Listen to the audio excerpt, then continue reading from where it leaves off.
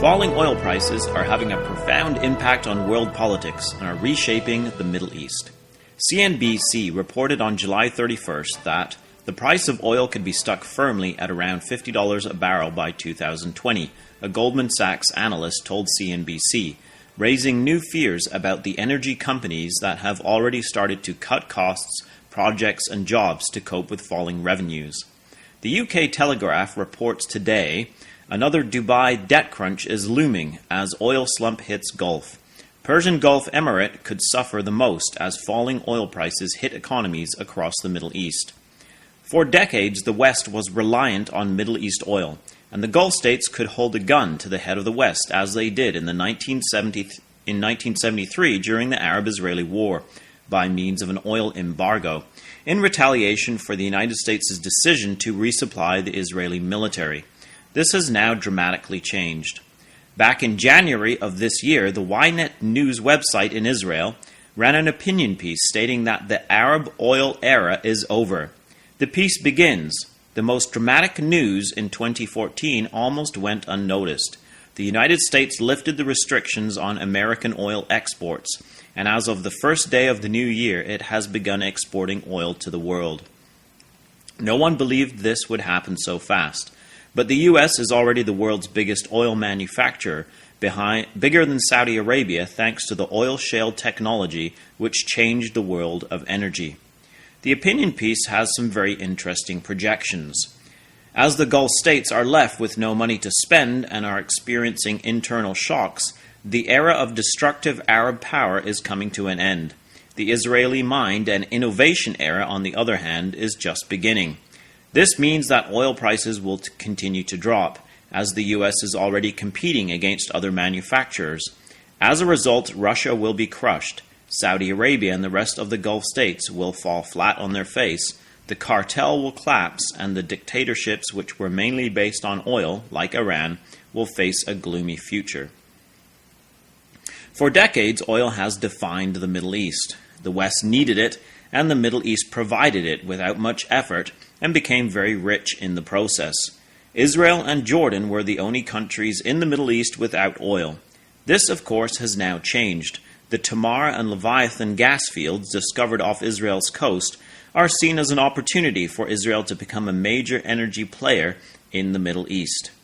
While it may have been very nice for Israel to have the easy riches of oil like the Gulf states, it has probably been to Israel's benefit in the long term, as their economy is diversified and innovative in contrast to the undeveloped one-horse economies of other Middle East countries that have thrived off the riches of oil. What about Russia? If they are crushed, is not this the opposite of what we would expect from Bible prophecy? The opinion piece continues. But as oil prices continue to drop, what will happen to Russia? The country is collapsing and could turn to a European war to save itself. The Iranian nuclear deal is also impacting oil prices. Iran holds 9.3% of global oil reserves, which is easily recoverable. If Iran is able to get this oil to world markets as sanctions are lifted, it will obviously impact prices. Many analysts project that Iran will now try to become the regional strongman in the Middle East. The Stratfor website had an interesting analysis on July 28th entitled, "After the Nuclear Deal, a Region Recalibrates." The analysis projects that Iran will use its newfound international legitimacy to attempt to realize its ambitions to become the regional hegemon. Turkey, Saudi Arabia, Egypt, and a host of small countries and even smaller religious and ethnic groups will all compete and at times align for influence. The article continues, but Iran will have to contend with other regional powers. Turkey, Saudi Arabia, and Egypt are the other heavyweights in the balance of power the United States seeks to create in the Middle East. Saudi Arabia hopes to lead a broad Sunni Arab coalition against Iran. Egypt has much in common with Saudi Arabia, but it also has its own ambitions and will bristle at taking a junior role. Saudi Arabia's and Egypt's interests will coincide most of the time, but the partnership will not be without competition. Egypt's domestic concerns, however, will limit how successfully Cairo can play this game. Saudi Arabia hopes to lead a broad Sunni Arab coalition against Iran. There have been reports also noting the convergence of interests between Israel and Saudi Arabia. This divided Arab world is exactly what we find in the prophecy of Ezekiel 38. I covered this in some depth in the October 5th, 2014 Bible in the News. In the prophecy of Ezekiel 38, there are two groupings of nations laid out, a northern group and a southern group. The northern group is based in the uttermost parts of the north. See Ezekiel 38 verses 6 and 15 in the ASV. We have identified these on Bible in the News many times as a Russian-led latter-day superpower comprising most of Europe. There is also a grouping of Middle Eastern nations with them. They are in verse 5 of Ezekiel 38, Persia or Iran, Ethiopia or Cush, and Libya. The other grouping of nations is an alliance of merchant powers called the Merchants of Tarshish, and with them are two Middle Eastern nations, Sheba and Dedan. The Merchants of Tarshish can be identified as Britain, India, and the Western powers. A special issue of the Bible magazine, Volume 20, Issue 3, deals with this subject. When the Northern Confederacy of Nations invades the Middle East, as outlined in Ezekiel 38, they are questioned by the Tarshish merchant powers. See verse 13.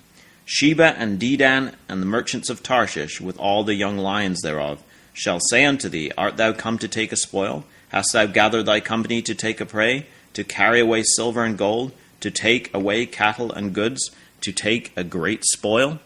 Which latter-day nations do Sheba and Dedan refer to? The lexicographer Gesenius identifies Sheba with the Sabaeans, a nation and region of Arabia. He supposes there were two Arabian tribes, Sheba and Dedan, one in southern Arabia and one based in northern Arabia. Smith, in his Bible dictionary, identifies Sheba with the great South Arabian kingdom and the peoples which composed it.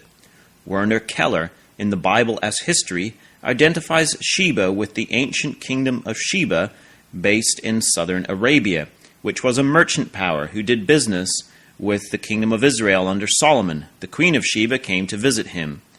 It is quite certain, then, that Sheba and Dedan in Ezekiel 38 are the tribes and kingdoms of the Arabian desert, which is modern-day Saudi Arabia, Yemen, and we could include the other nations of the Arabian Peninsula as well.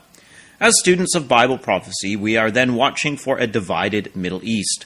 At the time of the return of Christ to the earth, we expect there to be a grouping of Middle Eastern nations aligned with Russia, Iran, Ethiopia, and Libya, and a group with the merchant powers, Saudi Arabia and the Gulf states. While the low oil prices are not creating a prosperous Russia, they are creating a desperate, hungry Russia. Russia has the largest armed forces in the world after the United States, and as the opinion piece stated, Russia could turn to a European war to save itself. In any case, Europe has to work with Russia, as the bear is on its doorstep and is a definite security threat and their supplier of gas. There are constant reports of NATO and RAF jets intercepting Russian fighters and bombers over Europe, the Baltic, and near Great Britain. On July 31st, the UK Telegraph reported that RAF Typhoons intercept 10 Russian planes on a single patrol. Another chilling article today on Israel National News demonstrated that Russia's eyes are looking south as well. The headline is, Russia promises Hamas to solve Palestinian problem. The article reports that Lavrov promised that Russia will work together with other countries to ensure that all Palestinians can return home and stay there forever. He further said to Michel that Russia will, together with other countries, solve the Palestinian problem as soon as possible. It has long been recognized that a return of all Palestinian Arab refugees and their descendants would flood the small country, and Israel as a Jewish state would cease to exist. This is also a lopsided approach and fails to recognize the equal number of Jewish refugees from Arab countries that fled to Israel after 1948, leaving lands, homes, and goods behind them in Arab lands. We certainly see the world shaping in an amazing way as described in Ezekiel 38 and other Bible prophecies. the rapidly changing Arab world, Europe, and Russia. Come back next week, God willing, as we once again consider the Bible in the news at www.bibleinthenews.com. This has been David Billington with you.